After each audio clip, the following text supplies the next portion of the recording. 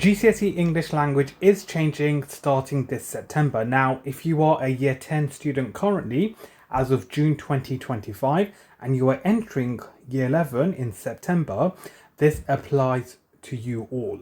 Now, stay tuned because there are some important changes, positive, and importantly, I believe, in my opinion, this is going to make the exam easier and it will provide clarity. So what's happening for next year's GCSEs?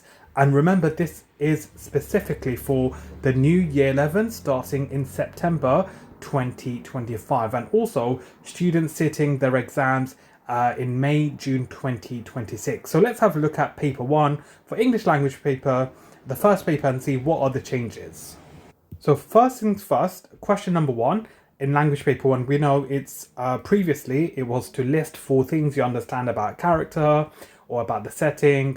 The good news is the entire paper, paper one and paper two, the mark scheme stays the same. Just a slight few adjustments in terms of the wording. The mark scheme, the number of marks, the timings, everything stays the same.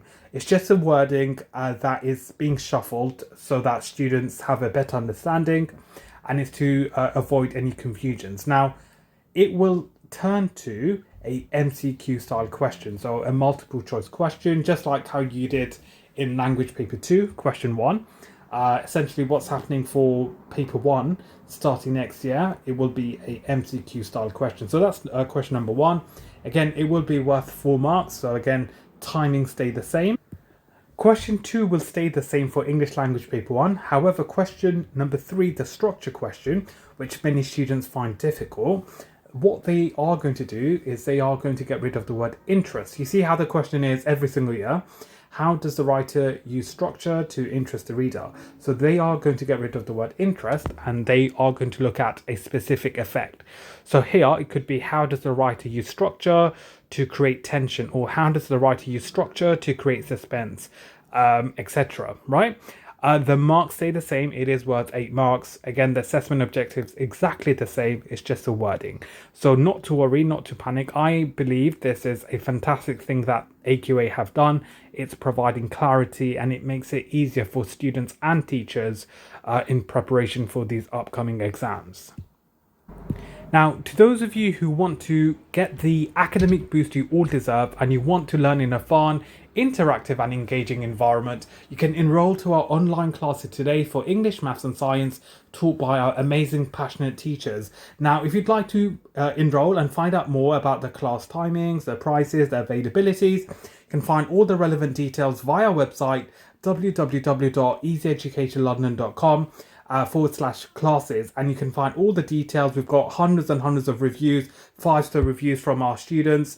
So if you haven't, you can grab your space today because spaces do fill up incredibly fast. We've got different sessions for Key Stage 2, Key Stage 3, Key Stage 4, Key Stage 5, and also adults as well. So if you really want to get those top marks, then this is an amazing time to join our classes. Hurry because spaces are limited. We've got classes for maths, English and science for Key Stage 2, 3, 4 and also adults as well. So regardless of your abilities, regardless of your target grades, etc., we've got amazing teachers to help you prepare and essentially give you the academic boost you all deserve. So don't delay and book your classes today.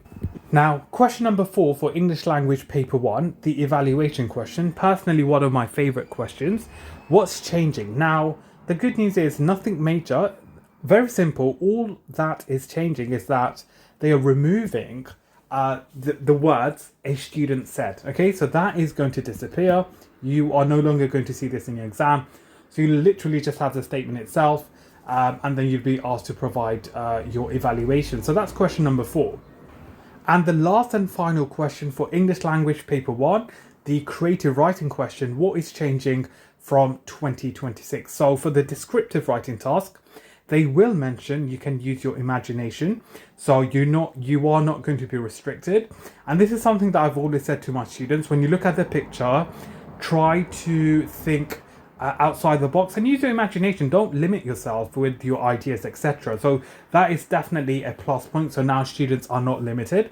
And for the narrative, which is my personal favorite, again, by the way, if you want the exact grade 9 pre-planned story templates and the cheat sheets, you can get all of this by visiting our website. You can grab our cheat sheets, which can be found in our ebook. So do visit our website, www.easyeducationlondon.com/shop. Once you get to the shop section, you can grab your ebook. It is currently on sale for just $19.99. So if you want to get those top marks and you want to make your revision easy, you want to supplement your revision, this is an amazing time to grab your ebook today. Now, the narrative, you will have the option to write opening or continue. Sorry, you will have the option to write the opening of a story or to continue writing the entire story. So that way you're not limited and you can choose whichever you prefer. So these are the changes for language paper 1. Now, are these changes beneficial? Are these changes going to improve the actual exam for students? Well, the reality is I do believe it will definitely make things easier because it's providing clarity for students. So that's my opinion, and I think as teachers it'll be easier to teach students, especially considering how some students are confused, and now this has provided some clarity. Now let's see what's happening with language paper 2. Now for paper 2, there are changes to question 2 and question 4. So question 2, they are just essentially rewording question number 2. Again, the marks are exactly the same. The assessment objective still stays the same. You are being asked to summarize as well. It's going to be reworded. And question 4, you will have bullet points, or the bullet point will be changed from compare to comment on, because a lot of students, they are often focused on the methods and comparing the methods. And then, what happened is some students did go off track. So this is why, again, to provide clarity, they've changed from compare to comment. Every other question stayed the same. That's the good news. And the marks stay the same. It is out of 80. The timing stayed the same, 1 hour 45. So that's your language paper 2. So I hope this gives you all a better understanding, just to give you an in-depth insight. So as you can see, these are the changes. So paper 1, question 1 is changing to a multiple choice question. Question 3 now focuses on a single effect. For example, how has the writer structured their text to create suspense, etc. Question 4 has had the reference to a student, making the statement removed, making the focus on the statement clearer. There's also been a change to the wording of the second bullet point referring to methods. Question 5 prompt reminds students they can use their imaginations and do not have to describe the exact picture. Question 5 narrative option now offers students the option to write an opening rather than a whole narrative.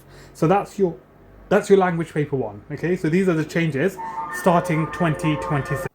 Now for language paper 2, as you can see, question 2 has been reworded to improve clarity, and question 4 has had a change to the wording of the bullet point referring to the method. So that is it. I hope this has given you all a better understanding. Again, it is a positive change. And I am curious to find out what you all think. Let me know in the chat section below, on the comment section. Do you think this is a positive change? Do you think it's a negative change? And if you've got any other questions, let me know in the chat, and I'll try to answer your questions to the best of my ability. Don't forget to follow us on all social media platforms at Easy Education London, on Instagram, TikTok, YouTube, Facebook, etc. And please do subscribe, like and share this video with all your friends, and stay tuned for lots of exciting videos in the upcoming weeks and months. So thank you so much, take care and peace.